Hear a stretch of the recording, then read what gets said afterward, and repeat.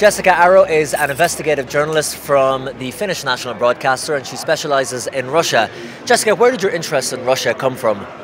Well, we are a neighbor of Russia. You have to be interested what's happening there, especially when we have such a bloody history with it. As Soviet Union, they attacked us already in 1930s, and I, growing up as their neighbor, just wanted to know what they're up to. So what kind of work have you undertaken over the years? Has it brought you to Russia? Have you been there? What's it like on the ground? Yeah, definitely. I have worked there as a journalist. I have studied there. I have many friends there. And it's an interesting place compared to any Western country.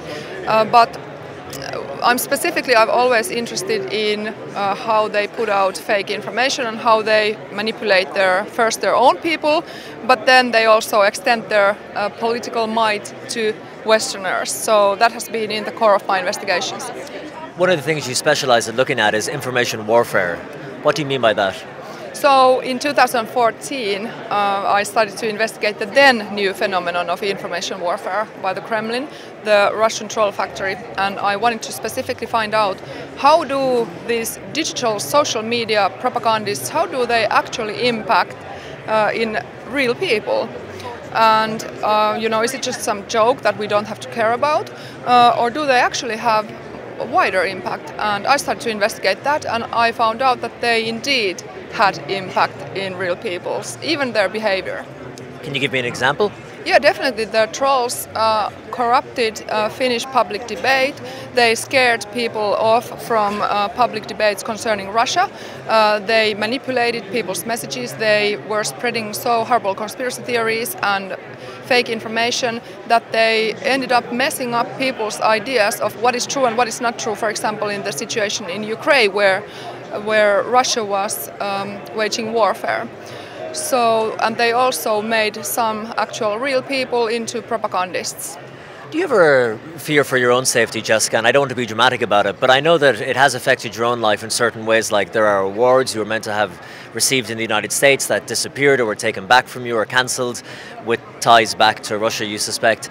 But even for yourself as an investigative journalist there, do you ever feel like maybe it's a dangerous situation you might be in?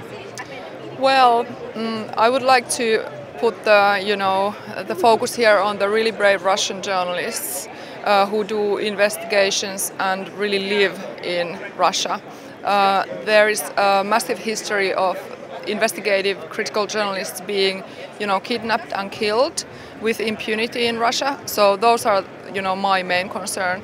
Obviously, I also sometimes feel horrible and, because I receive so many threats, from people who want to kill me and my whole family and all this. But, I see it's a criminal matter and I give these threats to the police. It doesn't deter you from the work that you do in any way? No. No? No. It agitates me. It makes you want to go and do more? Yeah, of course. And from what you've seen over the years, is the situation getting better? Is it getting worse in terms of the information warfare?